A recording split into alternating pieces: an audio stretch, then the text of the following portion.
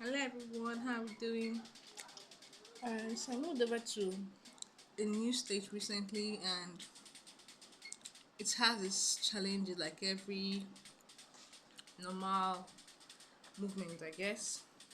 So I'm still trying to settle in and all that. Yeah. But what we talk today about finding a life partner. Finding a life partner requires, let me just make it very brief, requires you first of all as a lady, you must know what you want as a woman. You must know exactly what it is that you want in the man you intend to settle with. I think that is one very important thing. You must know what you want in the man. Tall, handsome, dark, men could be several things, but you must know what you want first of all in the man. That's what you yourself as a lady must know. That's the first thing. Number two is that you must involve God. You should know that it's God that gives husband. It's not your beauty. Yes, all those are factors that could help to enhance and could help one way or other. But it's God that really gives husband. It's not. You have a role to play, yes. Just like everything you do, like you must do your part, and then God will do his part. Then you should not be carried away by the man's handsomeness. Let a man being very handsome not be one of the criteria you want to pick. You want when picking a life partner. No. From my perspective, the important thing you should be looking out for is a man that is God fearing, a man that is hardworking, a man that loves you for you, you know. And one way to know a man that loves you for you is to start, one way to start that relationship is to start by being friends. People thought you just be friends. When someone is your friend, you don't expect much from either party. So you're not expecting much from him. There's no expecting much from you. There is no high expectation. Time will tell, if you guys are meant to be. But I know that when you have a spouse you intend to be with, or someone you admire, or someone you want to spend your life with, one way to pick a life partner is that you both of you should be friends. If you can be friends for a very long time, the better. You know. But this is just my opinion. So both of you should be friends. You should know him. Not in a romantic and sexual manner. No, know him in terms of his character. What does he like? What doesn't he like? How does he treat other people? What kind of person is he? Is he a liar? Is he someone that is hardworking? If when the person is your friend, you'll be able to study that person and see if the person's character meets your character. Now, in that friendship zone, if you guys are meant to be, with time, feelings could develop, and if the man likes you, he should be the one to make the move, not you making the move. I don't subscribe to women making the move. No.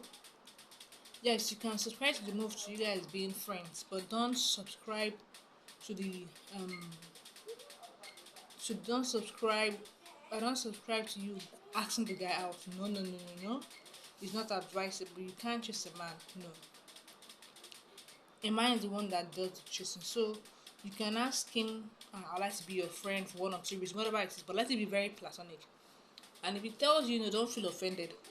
Yeah, because these are not things you force on people. The person has to want it freely. So if someone said I don't want to be your friend, you say fine, no problem, let the person go. But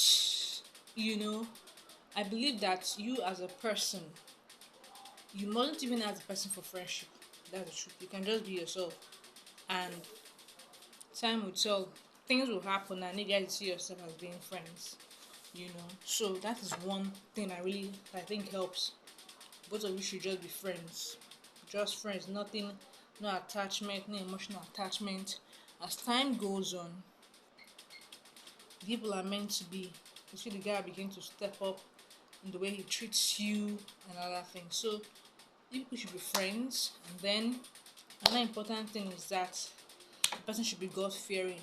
And then even when the person finally makes that pronouncement, will you marry me, or I want to date you, or I like you, I want to court you, you should Make out time to pray about it. Don't be in a hurry to just say yes. You know, think it through and pray. Why important for you to pray is that it's a lifetime decision, and sometimes you can't see it all. And so when you make out time to pray, God will begin to reveal things to you about that person. And if that person is your destined life partner, or is somebody you want to be with, you will begin to see traits that you like more in that person. If that person is not somebody you're meant to be, begin to see traits you don't like in that person. It's not like I'm a soothsayer, but these are like the power of prayers. When you pray to God and you ask God, God, direct me. Mr. XYZ is asking me to date him. I want to know, is it your will? Because you want to settle down. You don't want to just date for fun's sake. No, you don't have the whole time in the world. So if you're a serious minded person, I believe you're dating someone with the intention that you hope that person would marry you, or you would marry that person. Either way, there is no pressure, but the point is you are hoping. There's an aspiration that you have, and only God can bring that aspiration to pass. And that is why you need to pray ab initio, from the very beginning, asking God, please, is this your will? Direct me. So you should make out time to pray about it. I'm not going to say how long you should pray, but I believe you should use your discretion. Something as important as a life, as a marriage, as a lifetime decision like marriage. Okay, we're talking about dating here first of all, so you could just think about it and pray over it. You're not making a wrong mistake in the first instance by dating the person. So when you prayed and you feel you'll get God confirming that yes, you should date this person, then you go ahead and do that. But if you feel God is not in support, then there's no need for you to listen to that person. You can just treat that person as your friend. That's just it. Now, if perhaps you have prayed and you have confirmation that yes, you should date this person, while dating the person, you should keep praying. You know, dating means that the person has intention to marry you. That's what dating means. A man will date a lady that he intends to marry. Be it, you can call it dating, call it courtship, but the intention that he or she intends to marry you in the long run. So throughout that period of dating, what you should be doing is praying, seeking the face of God. Yes, you feel the nudge that God wants you to date this person, or is somebody that's God that for you, yes. But in as much as that, you must keep praying. I subscribe to that. Even though you must have gotten the first information, yes, this person is somebody you want to be with. I subscribe to the fact that you keep praying, because only God sees the future. Only God knows. So during that dating period, you get to know the person more and more, and you keep praying and asking for God to direct you. Is this your will for me? And in as much as you're dating someone, it doesn't mean you can't have other guys as friends. I do not subscribe to putting all your eggs in one basket. You're not sleeping around with them. Those people are just friends. Meaning you can talk, you can chat, you can this with them, but there's a boundary to what you people can discuss. And it's good that even while dating that person, you keep your dating relationship as pure as possible. Don't get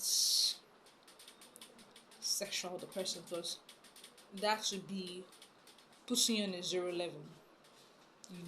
So it's good that you have respect for yourself and respect for the person